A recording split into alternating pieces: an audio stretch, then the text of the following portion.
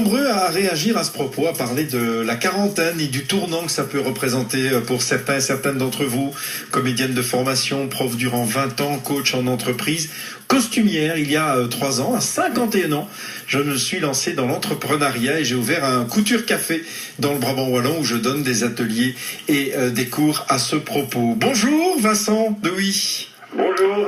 Alors, vous avez été policier et là, vous ne l'êtes plus ou vous n'avez plus l'intention de l'être. Expliquez-nous ça. Oui, donc je suis toujours policier depuis 20 ans sur la zone de Huy. Oui. Et donc j'ai l'intention ferme de me reconvertir professionnellement et j'ai entrepris des démarches à ce sujet. Je suis en attente de réponses diverses pour retourner à la vie civile.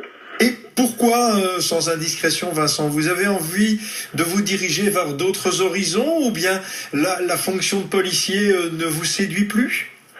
Eh bien, cette fonction ne me séduit plus effectivement, même si je ne veux pas cracher dans la soupe, car j'ai du respect pour cette profession et pour mes collègues. Mais sur un point de vue personnel, la fatigue psychologique et la fatigue physique sont là, mais la motivation et la valorisation des compétences acquises pourraient être utilisées pour une nouvelle profession qui n'est pas clairement déterminée, mais par exemple dans les ressources humaines, ou des choses qui pourraient correspondre à mon degré de diplôme et de connaissances. Oui, de connaissances et d'expérience. Un policier pendant 20 ans, c'est avoir côtoyé, rencontré plein de gens dans plein de situations et souvent difficiles. Effectivement, c'est une profession qui apporte un regard très large sur la nature humaine. Cette nature humaine qui est très interpellante et qui me motive d'un point de vue personnel vers des fonctions plus constructives, je vais dire, plus concrètes, quitte à avoir une baisse de salaire, mais un meilleur confort de vie également au niveau familial. Alors là, pour le coup, Vincent, on sent que vous êtes posé les questions, vous avez réfléchi, vous êtes prêt à faire le grand saut. Effectivement, c'est pas évident puisque j'ai une fille de 20 ans et un fils de 15 ans qui sont aux études.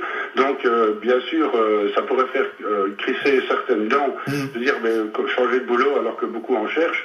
Mais moi, j'ai la facilité, si on peut dire, que j'ai une situation stable qui me permet de cibler mes demandes. Et il n'y a pas de pression puisque j'ai un emploi et un contrat en béton, on va dire, mais que je suis prêt à remettre en cause pour une qualité de vie supérieure et pour la santé qui n'est pas encore défaillante mais qui pourrait le devenir.